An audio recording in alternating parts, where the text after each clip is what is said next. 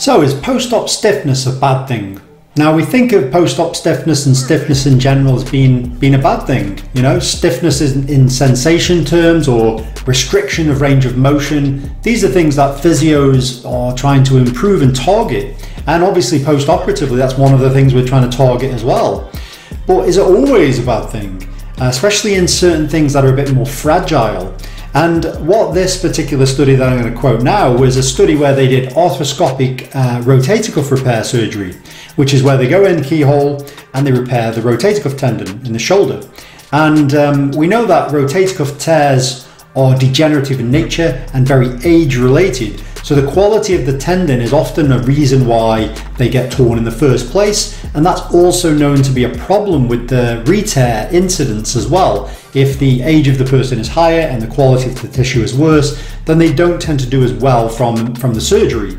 And we know also post-operatively in the beginning, the aim is to not actually take any active load through that joint. You know, again, trying to not put too much load through the fragility of that tendon repair. So what they were looking at for stiffness was external rotation of the shoulder joint. So if it was restricted versus not restricted, and they were comparing the two groups, and they were looking at 6 weeks point for this. So they were looking at 6 weeks, is there a restriction? And at 6 weeks is there no restriction?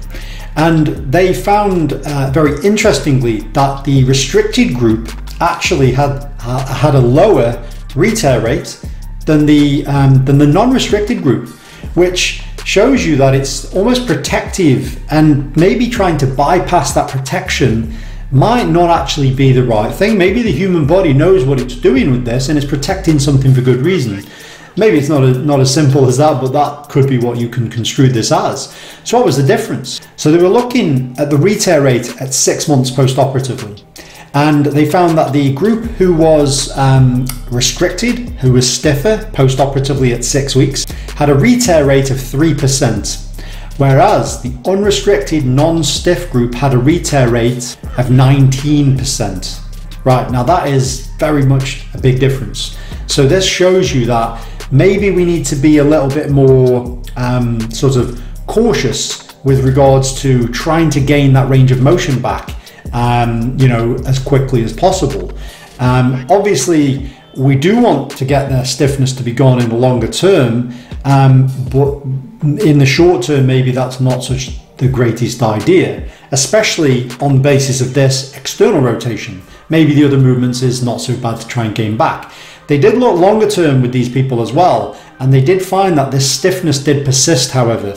Now, if you look at the pros and cons, if someone said you're going to have a rotator cuff repair and it's going to snap again, but you're going to feel good in the shorter term, and then after 6 months you're going to have retorn it, versus you're going to still have a bit of stiffness in your shoulder long term, but you're going to have a successful repair. I know which one they would choose, you know?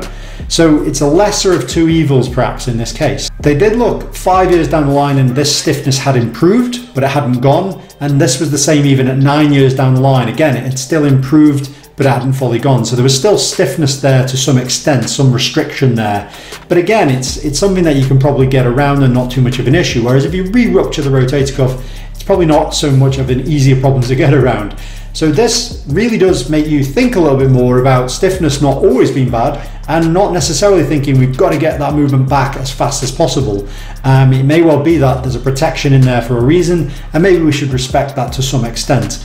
Obviously, beyond that 6 week point, you know, it might be then to try to start to really gain that movement back, but still being very cautious with regards to that. So anyway, that's it for this video, and I'll see you next time. Perfect.